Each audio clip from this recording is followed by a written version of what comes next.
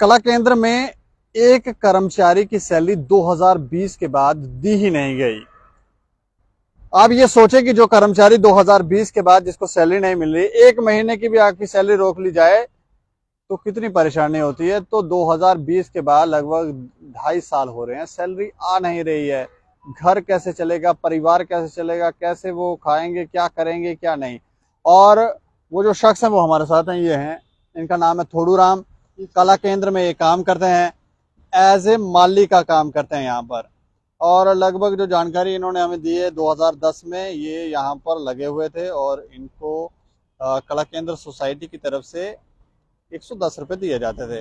अब इनकी सैलरी क्यों रोक दी गई है क्या, लेकिन कुछ और बातें भी मैं आपको यहाँ पर बताऊं कि जब हम यहाँ पर आए तो हमें पता चला कि कला केंद्र की हालत जो है वो बद से बदतर ही है। लेकिन इनसे बात करेंगे। अच्छा थोड़ू राम जी, बताओ क्या हुआ आपके साथ। जी सर, मैं सर काउंसिल में 2020 की मेरी तनख्वाह बंद की है इन्होंने। डोगरी बोली सकते हो? हाँ सर, डोगरी सुनाओ। हाँ 2020 की कितनी सर ये ना बंद, पहले ठीक ठाक मिलती रही सर, अच्छा, कोई आफत नहीं आई, कोई ऐसी गल नहीं है। 2020 के बाद इन्हें मैं तनख्वाह मांगने के लिए, मैं सैलरी मांगने के लिए जाता था। अच्छा, ये बोलते थे हम हफ्ते बाद देंगे, 2 हफ्ते के बाद देंगे, महीने के बाद देंगे, ऐसे मेरे को टरकाते रहे। ये सैलरी देता कौन था आपको? अमन सर पे देते थे। अमन सर? हाँ जी जी। अच्छा, एक विशाल शर्मा भी था, वो क्लर्क था, वो डेली वेजेस था, वो भी डेली वेजेस था। आपकी नौकरी परमानेंट है? नहीं सर, मैं डेली वेजेस हूँ सर। डेली वेज मतलब काम डेली, आज अभी आप डेली कर रहे हैं? हाँ डेली कर रहे हैं सर। तो आपकी सैलरी नहीं दे रहे हैं? सैलरी नहीं दे रहे हैं सर। सैलरी इसलिए इधर बहुत कुछ होता था सर, क्या बताऊंगा, मैं गरीब बंदा, मेरा किसी का कोई यकीन नहीं करेगा। बताओ बताओ क्या क्या होता हाँ जी हाँ जी। इधर लड़कियां भी लाते थे, वो जगह विशाल शर्मा था, लड़कियां भी लाते थे। है? नाम ना लो, लेकिन बताओ जरूर, नाम ना लो। नाम क्यों नहीं लूंगा सर, अगर मेरा ये आपने आपने आंखों से देखा? आंखों से देखा सर, कोई ऐसी बात नहीं, मैंने अपने आंखों से देखा। चौकीदार मैं नहीं बना, मेरे को बनाते थे चौकीदार, मैं नहीं बना। ये काम गलत है। अच्छा। मैं शाही अनपढ़ हूँ सर, मैं को पढ़ा लिखा इंसान नहीं हूँ, मैं मोबाइल चलाना नहीं जानता हूँ। हाँ। अगर मैं मोबाइल चलाना जानता था ना तो मैं आपको फोटो भी सर देता। इधर नशे नशे भी होते हैं? हाँ जी, नशे नशे तो नहीं होते? सब काम चलते थे इधर। 2018 के बाद इधर ये कोठा बना था, ये दफ्तर नहीं था, जो कोठा बना के रखा। नहीं तो अभी अंदर किस तरह की फैसिलिटीज हैं? कोई है, कोई पंखे चल रहे हैं वो भी बंद हैं? वो सब कुछ सर खत्म हो गया, जितना भी दफ्तर का सामान था सारा खत्म हो गया, उसमें सिंक लगी है। अब मौका भी देख सकते हैं सर, मौके के देख सकते हैं उसको। तो आप जी कहाँ के रहने वाले हैं आप? मैं सुईसर का रहने वाला हूँ। सुईसर से आते हैं आप यहाँ? हाँ जी, सुईसर से आते सर। कितने पैसे देते थे पहले आपको? ये पहले सर 3300 रुपया, जब मैं लगा था मेरे को 3300 रुपये देते थे। हमने कोई एक कॉन्ट्रैक्ट हमें दिखा रहे थे, उस पर तो लिखा था 110 रुपए देते हैं पर डे। 110 रुपए पर डे लिखा? 2010 का है। हाँ, ये पर डे देते थे इनको 110 रुपए। वो 33 हो गया। अच्छा हाँ जी, ठीक है। ਉਹਦੇ बाद ਦਿੰਦੇ ਰਹੇ 700 रुपया, हाँ हाँ 750 रुपया देते। अच्छा हाँ जी, लेकिन 750 रुपया मेरे को दी ही नहीं, अच्छा 4500 रुपया दी, वो भी खा जाते थे। कौन खा रहा है? वो यो ही जगह कला के रखा था, वो ही खा जाते थे। मेरे को 45 है वो क्लर्क साहब? हाँ जी, वो भी रिटायर हो गया, उसको भी निकाल दिया। उसका बच्चे चक्कर है, ये 12 लाख का बोल रहे हैं ना, जो काम उसका ही सारा काम है। 12 लाख का क्या काम है? 12 लाख का चोरी कर दी अंदर। अच्छा, इन लोगों ने हाँ जी, और कौन है चोरी करने वाला? वो हम आपको थोड़ी जानकारी दे दें, एंटी करप्शन ब्यूरो में एक मामला चल रहा है 12 लाख रुपए का, जो इनके अधिकारियों ने बताया। अच्छा, वो वाला बोल रहे हैं 12 लाख रुपए? हाँ वही है, वो इसमें मेरी तनख्वाह बंद की है, लेकिन मेरा कसूर कोई नहीं। अच्छा। मेरा कोई इस काम के बीच मेरा कोई कसूर नहीं है। मैं शाही अनपढ़ हूँ, मैं कुछ जानता नहीं।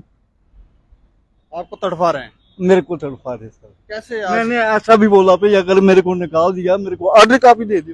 हाँ। ये भी नहीं मेरे को मिल रही थी, जो मेरी ऑर्डर कॉपी है, ये भी तो आई थी। ये मैंने बड़े मुश्किल से निकाली, बहुत मुश्किल से निकाली है ऑर्डर कॉपी। अभी मेरे को ये भी पता है भाई, ऐसे नहीं हुआ मेरी फाइल को आग लगा दी होगी, कोई पता नहीं मेरे। हाँ, मेरी फाइल को भी आग लगा दी होगी। ये गरीब के साथ ऐसा हो रहा है। बहुत मीडिया वाले भी आए, मेरी बात करते थे, मेरे जो आते थे वो करते थे, लेकिन किसी ने सुनी नहीं। नहीं, वो सुनने में आया कोई जो भी मीडिया वाले भी अगर बीच में आए तो जो यहाँ पे कोई जो भी टेक केयर करने वाले हैं उनके ऊपर भी कार्रवाई की गई है। नहीं, वो तो नहीं पता सर। अच्छा सनी जी, मैं जानना चाह रहा हूँ कि इस मामले में ये आपको कैसे जानकारी मिली? देखिए, यहाँ पे हमारे एक भाई साहब जो हैं इधर आए और इनके साथ जब बातचीत हुई तो इन्होंने मुझे फोन करके बोला कि आप ह्यूमन राइट्स की तरफ से चेयरमैन हो जम्मू कश्मीर के, ह्यूमन काउंसिल ऑफ इंडिया के। तो हम लोगों ने जो है जल्द से जल्द संज्ञान लेने का काम किया और हमने आपसे भी राब्ता किया कि इस तरीके की स्टोरी है, पहले आप भी जांच पड़ताल करिए कि क्या क्या इसमें कमियां हैं, कहाँ कहाँ पे चूक है। तो जिसके चलते आज हम इनके सामने हो, इनकी जो हालत देखते हुए हमें काफी अफसोस होता है कि जम्मू कश्मीर के अंदर इतनी दरिंदगी, इतनी ह्यूमन राइट वायलेशन ऐसे लोगों के साथ हो रही है जो बेचारा रोटी भी जो है बाहर के लोगों से लेके खा रहे हैं। ये हालात, ये बेचारा मरने के लिए मजबूर है। तो हमारे जम्मू कश्मीर के अंदर ऐश करने वाले ऑफिस में बैठे हुए एसओ के रूमों के अंदर बैठे होते हैं। ये हालत है हमारे जम्मू कश्मीर की। आज रोडें चमकाई जा रही है हमारे होम मिनिस्टर के साहब के आने के उनकी खुशी के लिए, और यहाँ पे जो हमारे लोग हैं वो मर रहे हैं ऐसे, उनकी रोटियां नहीं उनके पास खाने के लिए, रो रहे बंदे। शर्म आनी चाहिए हमारी एडमिनिस्ट्रेशन को कि क्या जम्मू कश्मीर के लोगों के साथ हालात हो रही है।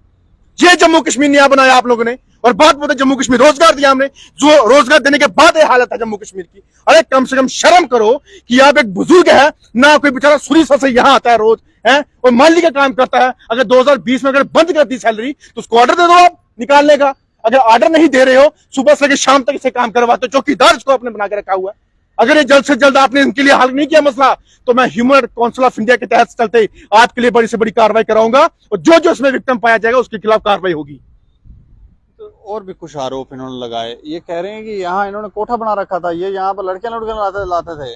देखो, कला केंद्र हमारे जम्मू कश्मीर की सभ्यता और कल्चर को जो दोहराने का काम है यहाँ पे होता है, लेकिन वो कला जो ऐसी बता रहे हैं हमारे बुजुर्ग जो है, वो काफी दुख होता है कि ऐसी कला भी यहाँ पे होती है और बंद कमरे के अंदर ऐसी कलाओं को जो है वो बढ़ावा दिया जाता है।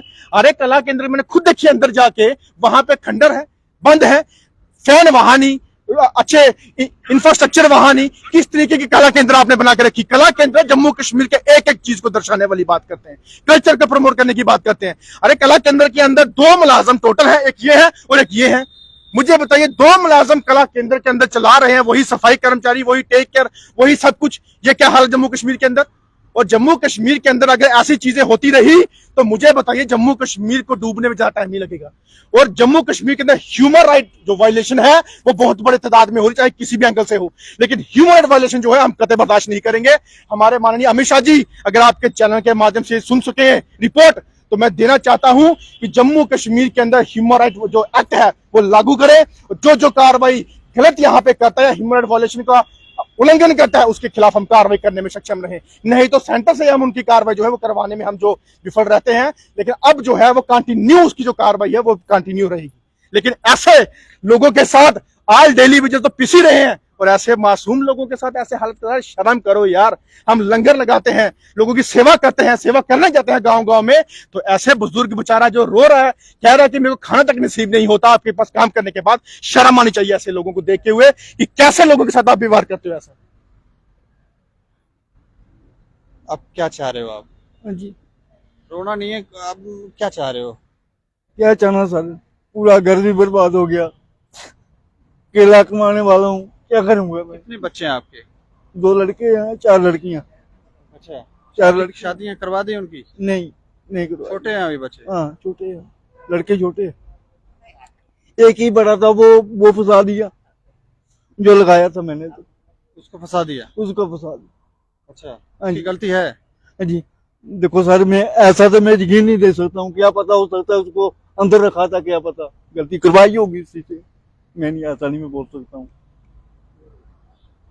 इस मामले में हम आपको बताएं कि हमने इस मामले को लेकर कला केंद्र के कुछ अधिकारियों से बात की, तो कुछ लोगों ने तो कहा कि ये कला केंद्र सोसाइटी वाले जो हैं वो इनको सैलरी देते हैं। इन्होंने एक एंटी करप्शन ब्यूरो का मामला बताया, 12 लाख की कोई यहाँ पर 12 लाख रुपए का कोई घपला हुआ था, उसमें इनका बेटा भी शामिल था जो उन्होंने जानकारी दी। तो अब वो शामिल था कि शामिल किया गया, ये तो कहते हैं मैंने बाहर लगाया था, उसको अंदर ले गए। अब क्या था, क्या खेल था, ये एक अलग मैटर है। इसके अलावा इन्होंने कुछ आरोप भी लगाए कि यहाँ पर देह व्यापार भी चलता था।